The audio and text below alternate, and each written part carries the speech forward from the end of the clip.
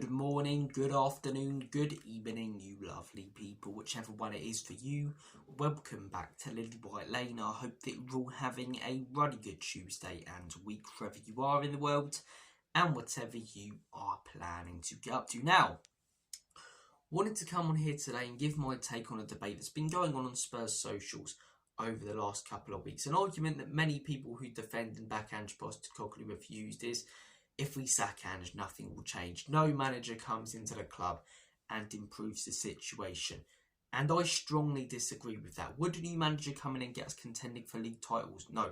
And the reason we are not is not because of Ange. That's because of Enoch and Levy. But what's on Ange is the fact we're 15th. We have a squad that should at least be competing for European places, and we're not, because this manager isn't getting the most out of our players. I believe another manager could come in and do that. Now, the personal choices for me would be Iraola, Thomas Frank, Glasner. Those would be the three choices that I would attempt to go for. I think if you go for all three, you'd at least get one. And I think all three would be able to do a better job with this team, with this football club, than Ange Postecoglou. You know, I don't get the argument that sacking Ange changes nothing, because when we sacked Conte, changes nothing. Okay, that makes sense. Conte had us fourth. Is a new manager going to come and get us contending league titles? No, because Enoch and Levy are never going to back a manager to the point where they can compete for silverware in the Premier League. Same with Jose Mourinho. But would a new manager come in and have us 15th? Would a new manager have us 15th in his second season at the football club with close to 300 million spent on him? Would a new manager finish this season 15th if they came in right now with the players that we have? I'm really not sure they would.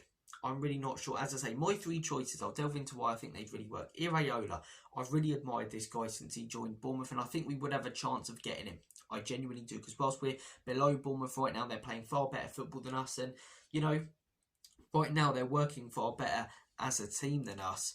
I do think there's that pull that we still have. Not, you know, the pull of a top club, because we're not a top club, but we are a big club, whether people like it or not. We have had a lot of success in the past, as I say, the stadium, the facilities.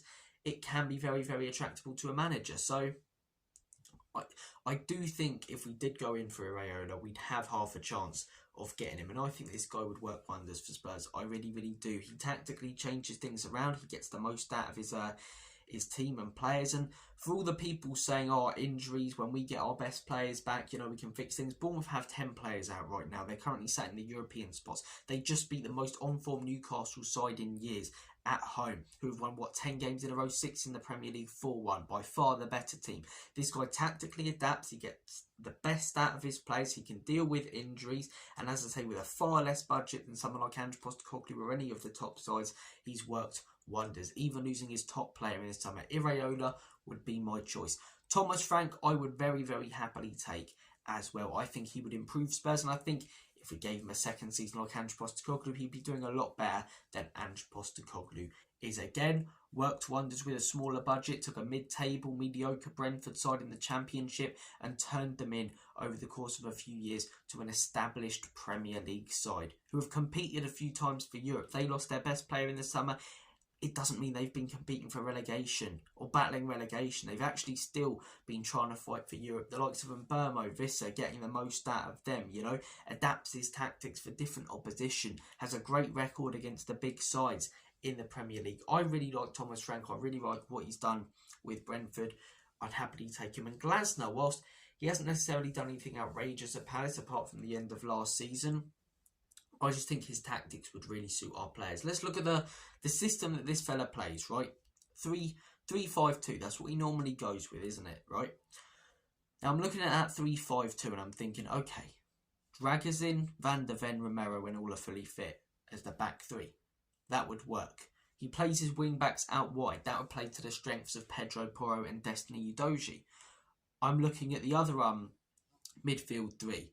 I'm thinking you can play Maddison finally in the 10 where he thrives. You can play that 6, Archie Gray. You can play that central midfielder, that sort of box-to-box number 8, Bissouma, Sarr or Bentancur. Then I'm looking at up front 2, Solanke being the target man up top, doing the role that Mateta has for Palace. I think he'd be fantastic. And Son as the inside forward, that's where he thrived under Conte. Sort of, you know, flick on headers from the target man up top and he would go on to them and finish them. So Look, I think Glasnow, whilst he wouldn't be top of my list, his tactics would work. I think Frank, I think Iraola, they would be my personal choices. But I'm looking at that Premier League table and I'm thinking, if any of those managers came into Spurs, they were given 2 seasons, right? And in the second season in January, with 300 million spent on them, would they be sat 15th in the league table? I'm really not sure they would. This manager has the worst win percentage out of any Spurs manager in donkey's years. As I say, the tactics are constantly pathetic. When he does adapt, he gets it completely wrong, but very rarely does. The persistence with the high line and inverted fullbacks is stupid. People talk about him having a winning mentality, then he comes out with things such as long as we're entertaining and I'm okay with conceding goals. 15th in the league table, simply not good enough. Pathetic result after pathetic result. And I'm not having the argument about injuries, because Iraola's got 10 at the minute. He's dealing with them fine at Bournemouth. And when we had our fully fit squad, we still lost to the likes of Ipswich and Crystal Palace. Does a new manager turn Spurs into this title competing titan? No. No, it doesn't. We are not going to get a manager, in my opinion, under ENIC and Levy, who would come in and do something like Klopp did when he first joined Liverpool.